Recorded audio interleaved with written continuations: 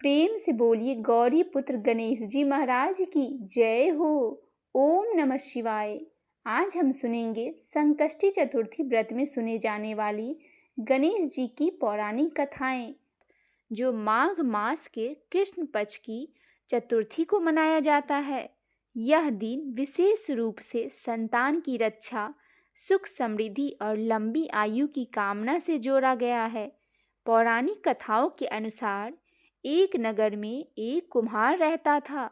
वह दिन रात मेहनत कर मिट्टी के बर्तन बनाता, लेकिन जब भी भट्टी लगाता बर्तन पकते ही नहीं थे। परेशान होकर वह राजा के दरबार में पहुंचा। राजा ने समस्या का समाधान जानने के लिए पंडितों को बुलाया।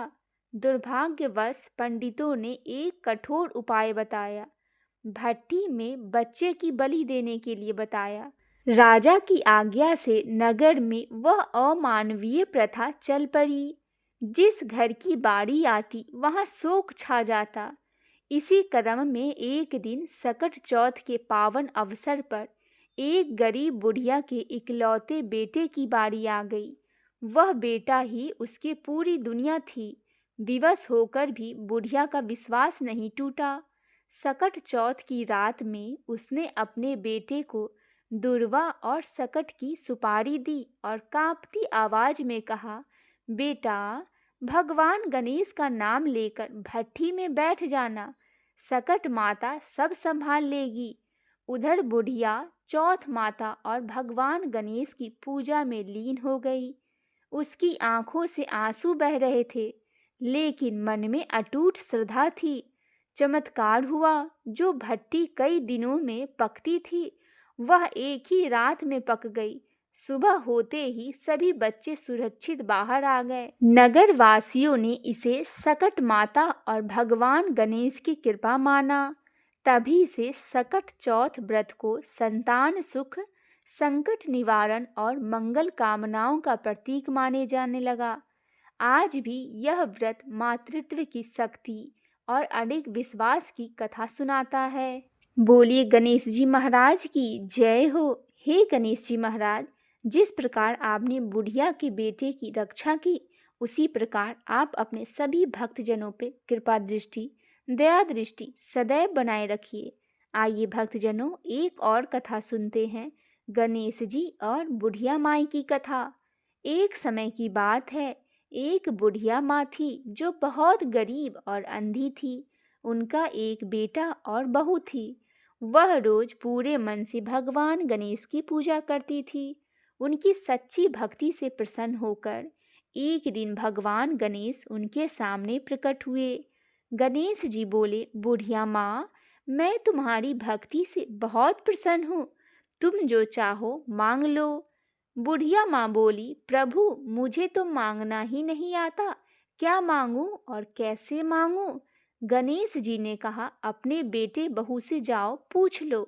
बेटे ने कहा, धन मांग लो। बहू ने कहा, नाती मांग लो। बुढ़िया माँ ने सोचा कि दोनों अपने अपने स्वार्थ की बात कर रहे हैं। तब उन्होंने पड़ोसी की सलाह ली। पड़ोसन ने कहा, बुढ़िया माँ, तू तो अंधी है, अपने लिए आँख मांग ले ताकि बाकी जीवन में आराम से कट सके। तब बुढ़िया माँ ने गणेश जी से कहा, हे प्रभु, अगर आप प्रसन्न हैं तो मुझे निरोगी काया, आँखों की रोशनी, धन, संतान, पूरे परिवार का सुख और अंत में मोक्ष का प्रदान करे। यह सुनकर गणेश जी मुस्कुराए और बोले, बुढ़िया माँ, तुमने तो मुझे ठग लिया, लेकिन मैंने वचन दिया है, इसीलिए तुम्हें सब कुछ मिलेगा। इतना कहकर गणेश जी अंतर ध्यान हो गए। कुछ समय बाद बुढ़िया माँ को उनका सब कुछ प्राप्त हो गया। इस कथा से यह सीख मिलती है कि सच्ची भक्ति से भगवान सब कुछ प्रदान करते हैं। बोलिए गणेश जी महाराज की जय हो। आइए भक्तजनों, तीसरी कथा सुनते हैं, गणेश जी और कार्तिकेय की कथा। यह कथा भगवान गणेश और उनके भाई भगवान कार्तिकेय से जुड़ी है। एक बार भगवान शिव और माता पार्वती ने अपने दोनों पुत्रों से कहा, जो पृथ्वी की 3 बार परिक्रमा करके पहले आएगा वही विजेता होगा। कार्तिकेय जी तुरंत पृथ्वी की परिक्रमा के लिए निकल पड़े, लेकिन गणेश जी ने पृथ्वी की परिक्रमा करने के बजाय माता पार्वती और भगवान शिव की 3 बार परिक्रमा कर ली। जब कार्तिकेय जी लौटे तो गणेश जी पहले से ही वहां मौजूद थे। गणेश जी ने कहा, मेरे लिए माता पिता ही पूरी सृष्टि है, उनसे बड़ा कुछ भी नहीं है। गणेश जी की बुद्धि और समझ से भगवान शिव बहुत प्रसन्न हुए और उन्हें प्रथम पूज्य होने का वरदान दिया। उन्होंने कहा, जो भी व्यक्ति किसी भी शुभ काम से पहले गणेश जी का पूजा करेंगे, उसके सारे काम सफल हो जाएंगे। साथ ही यह भी वरदान दिया कि सकट चौथ के दिन चंद्रमा को अर्घ देने से सुख समृद्धि, संतान और धन की प्राप्ति होती है और सभी संकट दूर हो जाते हैं। संकट चौथ का व्रत केवल उपवास तक सीमित नहीं है। इस दिन भगवान गणेश की पूजा के साथ इन दोनों कथाओं का पाठ करना बहुत जरूरी माना जाता है। कहा जाता है कि कथा सुनने से व्रत पूर्ण होता है और गणपति बप्पा की विशेष कृपा प्राप्त होती है। बोलिए गणेश जी महाराज की जय हो।